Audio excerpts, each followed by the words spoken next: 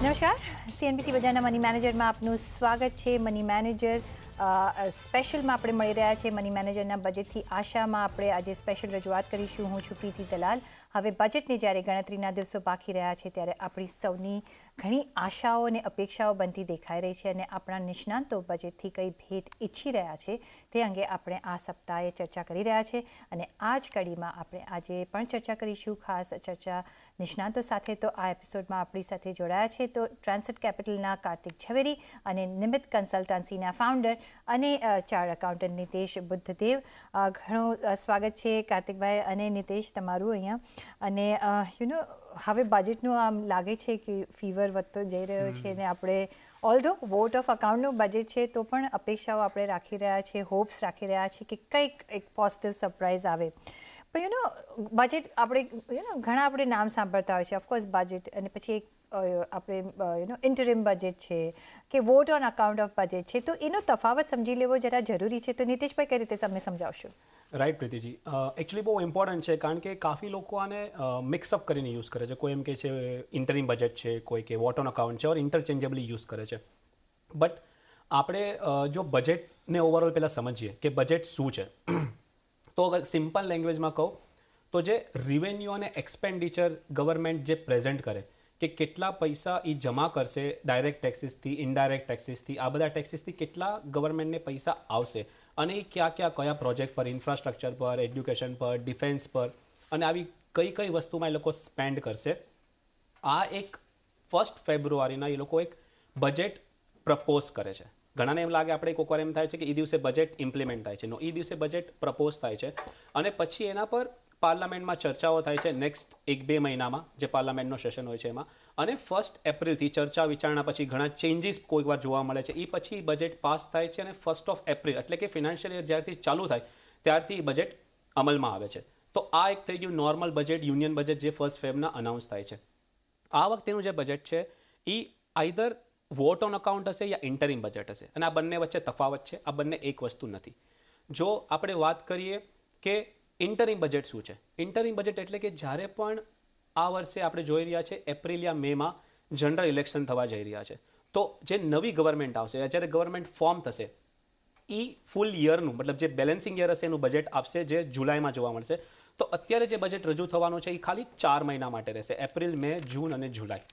તો આઈધર આ interim budget હશે એટલે કે આમાં એટલા મોટા ફેરફારો જોવા નહીં મળે કારણ કે આ જે પોલિસીસ નક્કી થશે અને જે બીજા ઘણા એવા ડિસ્ક્લોઝર એમાં થઈ શકે કે કોઈ બેનિફિટ્સ દેવામાં આવે એટલા મોટા કે એટલા વધારે એમાં નહીં હોય એવું લાગે છે કારણ કે આ ખાલી 4 મહિના માટે એપ્લિકેબલ હશે.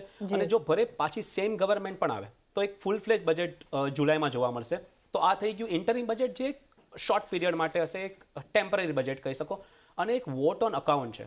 So what on account A different છે ઇન્ટરિમ બજેટ કરતાં. વોટ ઓન અકાઉન્ટ એટલે ગવર્મેન્ટ 1 એપ્રિલ પછી ઘણા લોકોને એમ થાય કે ઓલરેડી તો પછી લાસ્ટ યરનું બજેટ છે એ કન્ટિન્યુ કરવાનું અને નવી ગવર્મેન્ટ આવે પછી જે અનાઉન્સ થાય તો એમાં શું ફરક પડે બે બજેટની બદલે. પણ એઝ પર આપણું કોન્સ્ટિટ્યુશન જે છે તમે ફાઇનાન્શિયલ યરમાં એક પૈસો પણ વાપરવો હોય તો એના માટે એક લો હોય અને એ લો ફ્રેમ થાય જ્યારે બજેટ થાય અને પછી એના પર ચર્ચા વિચારણા થાય. તો આ 1 એપ્રિલથી એક પણ જો પૈસો વાપરવો હોય તો આઈધર ઇન્ટરિમ બજેટ યા વોટ ઓન અકાઉન્ટથી નક્કી કરવો પડે. વોટ ઓન અકાઉન્ટ છે કે જે નોર્મલ એક્સપેન્સીસ છે ગવર્મેન્ટને જે સેલરીઝ આપવાની હોય યા એક્ઝિસ્ટિંગ જે પ્રોજેક્ટ ચાલે છે એ ફંડ કરવાના હોય એના માટે શું એક્સપેન્સીસ જોશે 4 મહિના માટે એ વોટ ઓન અકાઉન્ટમાં નક્કી થાય. તો જો મોટા ચેન્જીસ નહીં આવે પ્રીતિજી તો તમે એમ કહી શકો કે ઇન્ટરિમ બજેટ છે અને ખાલી એક્સપેન્સીસની જ વાતો થશે તો એ એક વોટ ઓન અકાઉન્ટ કહી શકો. તો આ તફાવત છે વોટ ઓન અકાઉન્ટ અને ઇન્ટરિમ બજેટમાં જે નોર્મલી આપણે લોકો ઇન્ટરચેન્જેબલી યુઝ કરતા હોઈએ છીએ. આપણને એમ લાગતું હોય છે કે એક જ છે બીકોઝ ઇલેક્શન્સ આવી રહ્યા છે. પણ કઈ રીતના બજેટની રજૂઆત થાય છે એ પ્રમાણે આપણે જોઈશું કે કઈશું ખાલી એક્સપેન્સીસનો ખાલી હિસાબ આપી રહ્યા છે કે કોઈ થોડા ચેન્જીસ આવી રહ્યા છે એના પરથી ડિસાઇડ થશે કે વોટ ઓન અકાઉન્ટ છે કે ઇન્ટરિમ છે. પણ જે પણ નવી સરકાર આવશે, જો કરંટ સરકાર પણ આવે છે તો એક નવું બજેટની આપણે રજૂઆત જોઈશું એક વખત મિનિસ્ટ્રી સ્વોન ઇન થઈ જાય છે ત્યારબાદ. પણ શરૂઆત કરીએ કારણ કે બજેટ છે, આશા તો રાખવાની જ છે આપણે. તો કાર્તિકભાઈ, આપણે ઘણી વખત ઘણા બધા આપણે પ્રી બજેટ શો કર્યા છે. આઈ થિંક આ મારું 10મું 11મું 12મું હશે, including interim vote of account budget. અને આપણે દરેક વખતે આપણી અપેક્ષાઓને હોપ્સ રાખતા હોઈએ છીએ અને એમાંથી થોડી પૂરી થઈ છે, થોડી નથી પણ પૂરી થઈ, પણ વિશ લિસ્ટ તો આપણે રાખવું જ જોઈએ. Coming to the first point, જે હવે ટેક્સનું જે સ્ટ્રક્ચર છે એમાં ન્યૂ રેજિમ અને ઓલ્ડ રેજિમ છે. હજી ઓલ્ડ રેજિમમાં જેને રહેવું હોય રહી રહ્યા છે, અને હજી ઘણા બધા એક ક્લાસ છે જે એમાં છે. ન્યૂ રેજિમમાં ઓફકોર્સ એક આપણે ટ્રાન્સફોર્મેશન જોઈ રહ્યા છે, પણ જેટલું થવું જોઈતું હતું એટલું નથી જોઈ રહ્યા. શું અહીંયા આપણે કઈ રીતની કોઈ અપેક્ષા રાખવી જોઈએ આ વખતના બજેટમાં? પ્રીતિબેન, ડેફિનેટલી એક અપેક્ષા તો એ જ રખાય કે ગવર્મેન્ટ આ કાઢી ન લે. અને જે લાસ્ટ યર એ લોકોએ અનાઉન્સમેન્ટ કરેલું કે new regime will be default regime, એટલે હવે જે પણ નવા લોકો આવશે એ લોકો બાય ડિફોલ્ટ જ નવી રિજીમમાં જશે. તો એ જે વાત કરેલી, અને એમાં સંકેત એવી રીતે હતો કે આગળના વર્ષોમાં ધીરે ધીરે જૂની રિજીમમાંથી ફેઝ આઉટ થઈ જશું. એટલે જૂની રિજીમમાં ખાસ કરીને તો શું હતા, બધા ડિડક્શન્સ હતા, એક્ઝેમ્પશન્સ હતા ને એ બધું હતું. એટલે ગવર્મેન્ટની ઈચ્છા એવી રીતે હતી કે હું ટેક્સ સ્લેબ પહોળા કરતા જાઉં અને સાઈડ બાય સાઈડ પછી બધું જ ટેક્સેબલ થઈ જાય. પણ આઈ એમ હોપિંગ કે હજી, કારણ કે આ તો ઇન્ટરિમ વોટ એન્ડ અકાઉન્ટ ટાઈપનું બજેટ છે, તો અત્યારે નહીં કરે. ઇવન અધરવાઇઝ પણ મને લાગે છે કે થોડાક સમય સુધી બાકી જેટલા પણ આપણા ચાર્ટર્ડ એકાઉન્ટન્ટ મિત્રો છે અને બધા લોકોની સાથે ચર્ચા કરતા એમ જ સમજમાં આવે છે અત્યારે તો કે કદાચ 2-4 વર્ષ હજી, કે 2 કે 3 વર્ષ, એકચ્યુઅલી 4 તો નહીં થાય, પણ 2 કે 3 વર્ષ હજી ચલાવે. એટલે આ વર્ષ તો ચલાવશે જ અને કદાચ નેક્સ્ટ યર પણ ચલાવે. કારણ કે સૌથી મોટો જે એમાં બેનિફિટ છે ને, એ ખાસ કરીને હોમ લોનનું જે ઇન્ટરેસ્ટ ડિડક્શન છે અને એવા જે 1-2 મુદ્દાઓ છે, સેક્શન 80C છે, એ ઘણો મોટો પર્સેન્ટેજ છે, ઘણું મોટું પર્સેન્ટેજ છે આપણા પોપ્યુલેશનનું કે જે આ બેનિફિટ્સ યુઝ કરી રહ્યા છે. એટલે જે લોકોને આ બેનિફિટ્સ યુઝ કરવા છે, કે જેની પાસે હોમ લોન છે વગેરે, તો એ લોકો બહુ જલ્દી નવા રિજીમમાં નહીં ઉતરે. જે લોકોની પાસે જૂની રિજીમમાં આ બધી ફેસિલિટીઝ છે, અને સેલરીડ પાસે તો 2 ઓપ્શન છે કે આ બે નવી રિજીમ જૂની રિજીમમાં અદલા બદલી પણ કરી શકે છે, પણ ફોર અ બિઝનેસ ઓનર આ ફેસિલિટી નથી. એટલે જનરલી જે લોકો સેલ્ફ એમ્પ્લોયડ છે, બિઝનેસ ચલાવે છે, એ લોકો બધા હજી પણ ઓલ્ડ રિજીમમાં જ રહેશે, કારણ કે થોડુંક બેનિફિટ એમાં વધારે છે અત્યારે. અને આમ પણ જો તમારે એક ટ્રાન્સફોર્મેશન કરવું હોય તો it just doesn't happen that way. એટલે એક આપણે થોડો ટાઈમ પણ આપવો પડશે. પણ ન્યૂ રેજિમ ઇન્ટ્રોડ્યુસ કરવાનો, કાર્તિકભાઈ, એ બીજો બી એક હેતુ હતો કે જેટલા ન્યૂ એન્ટ્રન્સ છે, જે લોઅર ક્લાસ, જેને બધાને ટેક્સ સ્ટ્રક્ચરમાં આવરી લેવામાં આવે એવી એમની જે ચાલી રહ્યું છે, એના માટે પણ એક ન્યૂ રેજિમ એક બોનાન્સા લઈને આવી ગયું છે. Yes, that's right. કારણ કે એમાં એ અનાઉન્સમેન્ટ એ પણ ટાઈપની કરેલી અને પ્લાનિંગ એ રીતનું કરેલું કે તમારી 7 લાખની ઇન્કમ હોય ત્યાં સુધી તમને લગભગ બેઉ જૂની કે નવીમાં બહુ ફેરફાર નહીં પડે તમારો ટેક્સનો, એટલે લગભગ સેમ થશે. એટલે લોકોને છે ને કમ્પ્લાયન્સ કરવું ઓછું, અને પછી લોકોને ઇન્વેસ્ટમેન્ટ જોર જબરજસ્તી ઇન્વેસ્ટમેન્ટ ના કરવું. કારણ કે ઘણી વાર શું થાય છે ને, આપણે કેટલી વાર આટલા વર્ષોથી આપણા શોઝ ઉપર પણ જોયું છે, લોકો ટેક્સના ટાઈમે પૂછતા હોય છે કે મારે આ ટેક્સ કરવું છે ને આ ટેક્સ સેવિંગ કરવું છે, થોડો ટેક્સ બચી જશે. પણ ઘણીવાર લોકો એ પણ નથી સમજતા કે ટેક્સ બચાવવામાં તમારા મોટા પૈસાનું ઇન્વેસ્ટમેન્ટ થાય છે અને તમારો કેશ ફ્લો ઓછો થઈ જાય છે. જો એ ટેક્સ ના બચાવો અને કેશ ફ્લો હાથમાં રાખો તો તમે યા તો ખર્ચો કરી શકો છો, યા તો પછી તમે કોઈ જાતનું સારું ઇન્વેસ્ટમેન્ટ કરી શકો છો કે જેમાં રિટર્ન ઘણું વધારે મળે. દાખલા તરીકે પીપીએફ સારી જ વસ્તુ છે, પણ એનાથી સારી વસ્તુ છે ELSS, કે એનાથી પણ સારી વસ્તુ છે કે તમે સ્મોલ કેસ કે ડાયરેક્ટ ઇક્વિટીમાં ઇન્વેસ્ટમેન્ટ કરો તો તમારું રિટર્ન વધારે મળે. તમારે ટેક્સ ભરવો પડશે શરૂઆતમાં, પણ સરવાળે તમને વધારે પૈસાનો બેનિફિટ થાય.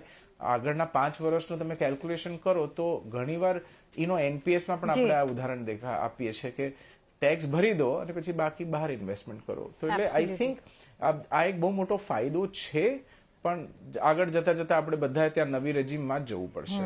બાય ડિફોલ્ટ આપણે ત્યાં જવું જ પડશે. પણ coming back to this year આપણું વોટ ઓફ અકાઉન્ટનું જે બજેટની આપણે વાત કરી રહ્યા છીએ, ડિડક્શન અને એક્ઝમ્પશન્સની આપણે એક વાત કરી લેવી જોઈએ. કારણ કે અહીંયા મને યાદ છે ત્યાં સુધી અમે ઘણા વખતે વાત કરી રહ્યા છીએ કે થોડું ડિડક્શન એટીસીમાં તમે વધારો, એનો દાયરો વધારો, અહીંયા એક્ઝમ્પશન કરો. શું કઈ રીતના તમે અહીંયા જોઈ રહ્યા છો? બિકોઝ આ બધા જ જે ડિડક્શન અને એક્ઝમ્પશન છે ન્યૂ રેજીમને બહુ લાગુ નથી પડતા, આપણે ઓલ્ડ રેજીમ માટે છે. અહીંયા કોઈ તમે ચેન્જીસ જોવા માંગશો કે જોઈ શકીએ છીએ નીતેશભાઈ? રાઈટ પ્રીતિજી, જેમ આપણે વાત કરી રહ્યા છીએ ન્યૂ રિજીમ અને ઓલ્ડ રિજીમની, 2020માં બે રિજીમનો ઓપ્શન આપવામાં આવ્યો, ન્યૂ રિજીમ ઇન્ટ્રોડ્યુસ કરવામાં આવી. તો અત્યારે એક્ઝિસ્ટિંગ ચોઇસ છે કે તમે ઓલ્ડ રિજીમમાં જાઓ અને તમારું ટેક્સ સ્લેબ જે છે એ ડિફરન્ટ છે.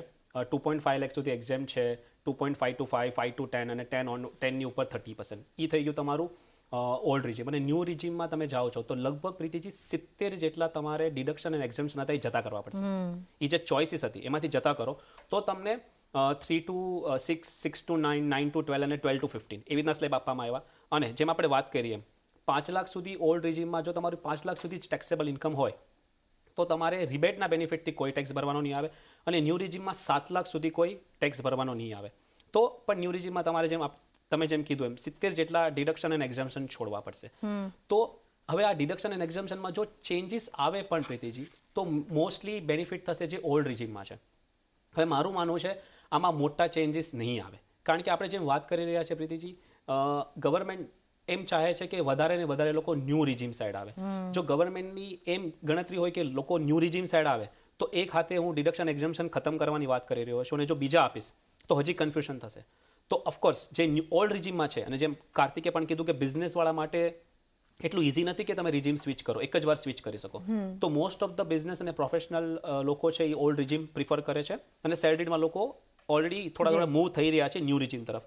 તો પણ જો ડિડક્શનની વાત કરીએ આપણે તો 2014માં 1.5 લાખની લિમિટ થઈ, આજે 10 વર્ષ પૂરા થશે અને એ લિમિટમાં કોઈ ચેન્જીસ નથી થયો. તમે રાઇટલી કીધું, જેમ તમે એટલા વર્ષોથી કવર કરો છો પ્રીતિજી, તો 10 યર્સ આ બજેટમાં 10 યર્સ ફિનિશ થશે અને આપણે કોઈ એટીસીમાં વધારો નથી જોયો. અને સામે ઇન્ફ્લેશન જોવો કેટલું વધી ગયું છે. તો અલ્ટિમેટલી 1.5 લાખનો બેનિફિટ 1 લાખ કરતાં પણ ઓછો થઈ ગયો તમે જો ઇન્ફ્લેશનને એમાં જોડો તો. એટીડી ચેન્જીસ થયા છે પણ તો પણ બહુ ઓછું છે, કારણ કે આઈ થિંક કોવિડ પછી મેડિકલ પ્રીમિયમ, ઇન્સ્યોરન્સ પ્રીમિયમ બહુ વધ્યા છે. તો એમાં 25,000 અને સિનિયર સિટીઝન માટે 50,000 એ પણ મને લાગે છે બહુ ઓછું છે. તો ઓલ્ડ રિજીમ હજી જ છે અને ઘણા લોકો ઓલ્ડ રિજીમમાં છે. તો મને લાગે છે એમાં કંઈ ને કંઈ ચેન્જીસ કરવા જોવે. હવે શું કરશે એક્ઝેક્ટલી આઈડિયા નથી, પણ જો કરે તો મને લાગે છે એટીડીમાં બહુ નીડ છે કે 25,000 અને 50,000 સફિશિયન્ટ નથી, તો એ ડિડક્શન એક્ઝમ્પશનમાં ચેન્જ થવું જોઈએ. એ જ રીતે આપણે પ્રીતિજી જો ન્યૂ રિજીમવાળા માટે જોઈએ, કારણ કે ત્યાં પણ એ લોકો પ્રમોટ કરવા જઈ રહ્યા છે, તો એક સ્ટાન્ડર્ડ ડિડક્શન 50,000નું છે. એ લાસ્ટ યર એ લોકો અલાઉ કર્યું છે ન્યૂ રિજીમ માટે પણ. તો મને લાગે છે એ 50,000ની લિમિટ વધારવી જોઈએ. યા તો તમારે જો ગવર્મેન્ટ ચાહે જ છે કે તમે ન્યૂ રિજીમને પ્રમોટ કરો યા ન્યૂ રિજીમ વધારે લોકો ઓપ્ટ કરે, તો હજી જે 7 લાખ સુધીનો બેનિફિટ છે એ થોડો હજી વધીને કદાચ 7.5 લાખ સુધી કરી શકાય, કે 7.5 લાખ સુધી જો નેટ ટેક્સેબલ ઇન્કમ હોય તો કોઈ પણ જાતનો ટેક્સ ભરવામાં ન આવે, કારણ કે તમને રિબેટનો બેનિફિટ મળે છે. તો આઈધર એક સ્ટાન્ડર્ડ ડિડક્શન, જે મને લાગે છે સ્ટાન્ડર્ડ ડિડક્શનમાં ચેન્જીસ થશે તો જે ઇવન રિટાયર્ડ એમ્પ્લોય છે એ લોકોને પણ બેનિફિટ થશે, હરેક સેલરી ક્લાસને એમ્પ્લોય થશે. અને મને લાગે છે સેલરીડ ક્લાસ જે એમ માનવામાં આવે છે વધારે ઓપ્શન્સ એના પાસે નથી, તો એના માટે આ ચેન્જીસ મને લાગે છે એક આવશ્યક છે. ન્યૂ રિજીમને પણ બેનિફિટ મળશે. તો આ એક ચેન્જીસ હું એક્સપેક્ટ કરું છું આ બજેટથી. કાર્તિકભાઈ, ઓફકોર્સ આપણા અત્યારના મેક્સિમમ આપણે જોઈ રહ્યા છે કે જે રીતના ઇન્વેસ્ટમેન્ટ જો એવન્યુ હોય તો એ છે ઇક્વિટી અને ત્યારબાદ ડેટ, અને હવે મે બી ડેટ પણ એક અટ્રેક્ટિવ પ્રોપોઝિશન બની જશે, પણ બધે જ ટેક્સેબલ છે, એટલે એ પણ આપણે ધ્યાનમાં રાખવાનું હોતું હોય છે. કઈ રીતે તમે અહીંયા કોઈ ચેન્જીસ જોઈ રહ્યા છો, જે રીતે આપણે માર્કેટ ફ્લરિશ થઈ રહ્યા છે, જે રીતે ઇન્ટરેસ્ટ રેટ્સ હવે આગળ જતાં ઓછા થશે, કોઈ અહીંયા આપણે અપેક્ષા રાખવી જોઈએ? પ્રીતિબેન, યુ આર રાઈટ કે માર્કેટ્સમાં તો આટલી બધી ધૂમ તેજી જોઈ છે આપણે ગયા વર્ષમાં, અને આગળના વર્ષમાં પણ એટલું જ એક્સપેક્ટેશન છે. પણ ઓન ધી અધર સાઈડ ઘણીવાર આપણે જે સોશિયલ એજન્ડા પ્રમાણે જે એટીસી ને એટીડીમાં જે બધું એક્સટેન્શન માંગીએ છે એ તો ચલો, કારણ કે આપણે જ નહીં, ફોર ધ હોલ પબ્લિક એટલા જ બધાનું બેનિફિટ થશે. આમાં ગવર્મેન્ટ કદાચ બહુ ખાસ આપશે નહીં, કારણ કે આપણે ઓલવેઝ એ સમજીને ચાલીએ છીએ કે આનું જે પર્સેન્ટેજ છે કે જેટલા લોકો ઇક્વિટી બજારમાં ઇન્વેસ્ટ કરે છે જ બહુ જ નાની, બહુ નાનું પર્સેન્ટેજ છે, નાની માત્રા છે, રાઈટ? તો એમના માટે શું કામ વધારે બેનિફિટ આપવું? હવે તમે 1.5 લાખમાં આ જે શ્રેણી છે ઇન્વેસ્ટર્સની, એ લોકો બધા ELSS માંથી એ લોકોનું બેનિફિટ લઈ લે છે અને એ લોકો LICમાં અને PPFમાં ને એ બધી જગ્યા પર ફિક્સ્ડ ઇન્કમ ટાઈપની જગ્યાઓમાં ઓછું ઇન્વેસ્ટમેન્ટ કરતા હોય છે. પણ મને જે એક વસ્તુ ઘણા વખતથી ખ્યાલમાં છે એ છે કે જે લોંગ ટર્મ કેપિટલ ગેઇન ઉપર જે ટેક્સ લગાડી દીધો છે કે જ્યાં તમને 1 લાખનું એક્ઝેમ્પશન છે, તો મને એવું ઘણીવાર ફીલ થાય છે કે ભલે એક સાઈડ ઉપર જોવા જઈએ તો આપણે બધા નવી રિજીમમાં જ જવાના છે, કદાચ 1 વર્ષે, કદાચ 2 વર્ષે ને કદાચ 3 વર્ષે, પણ જવાના છે એ તો પાક્કું, રાઈટ? તો જે રીતે સ્ટેન્ડર્ડ ડિડક્શન ને એ બધું આપ્યું છે નવી રિજીમમાં, એ પ્રમાણે આ જે લોંગ ટર્મ કેપિટલ ગેઇનનું જે 1 લાખનું એક્ઝેમ્પશન છે એને પહોળું કરીને કદાચ 4 કે 5 લાખ કરી દે તો ઘણા બધા લોકો શું થશે, ટેક્સ સેવિંગ નહીં કરે at the time of investment, પણ જ્યારે એ લોકો એમાંથી પૈસા કમાશે અને પ્રોફિટ બુકિંગ કરશે કે જ્યારે નફો મળશે એમને, તો ત્યાં સારું લાગશે. કારણ કે મારું અનુમાન નહોતું એવું, કારણ કે જ્યારે આ 1 લાખનું થયું ત્યારે મને એમ કે હવે લગભગ 1 લાખ રૂપિયામાં જે ઇક્વિટી ઇન્વેસ્ટર છે શું એટલી ચિંતા કરશે, પણ કેટલા એવા ક્લાયન્ટ છે જે લોકોની પાસે કરોડો રૂપિયાના પણ પોર્ટફોલિયો છે, તો પણ એ લોકો એમ કે છે કે આપણું ટેક્સ કેલ્ક્યુલેશન માટે એ લોકોને યાદ હોય છે બરાબર કે આપણે 1 લાખનું એક્ઝેમ્પશન મળે છે. સો ઘણીવાર CAs પણ આને એક રીતે કહે છે કે ઓકે 1 લાખ જ છે, પણ આપણે બોલતી વખતે અને રફ કેલ્ક્યુલેશન કરતી વખતે એ લોકો એને ઇગ્નોર કરી દેતા હોય છે. ફાઇનલ કેલ્ક્યુલેશનમાં ઇન્ક્લુડ કરે, પણ the point is as a public બધા લોકોને આ ગમે છે અને ગવર્મેન્ટનું આમાં બહુ ખાસ નુકસાન નહીં થાય, પણ જે નાનું ઇન્વેસ્ટર છે એને બહુ ફરક પડી જશે.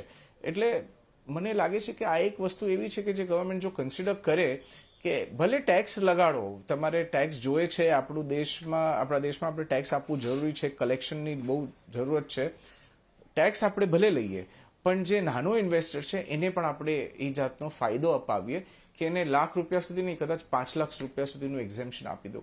સો આઈ થિંક એક આવું કંઈક જો આ દિશામાં જો આપણું બજેટ કંઈક અનાઉન્સમેન્ટ આપે તો I think that will be very good, ખાસ કરીને આ ઇક્વિટી ક્ષેત્રમાં તો ઘણા લોકો મોટિવેટ પણ થશે, આવશે પણ ખરા અને મજા પણ આવશે, કારણ કે પ્રોફિટ પણ બનશે અને ટેક્સ નહીં ભરવો પડે.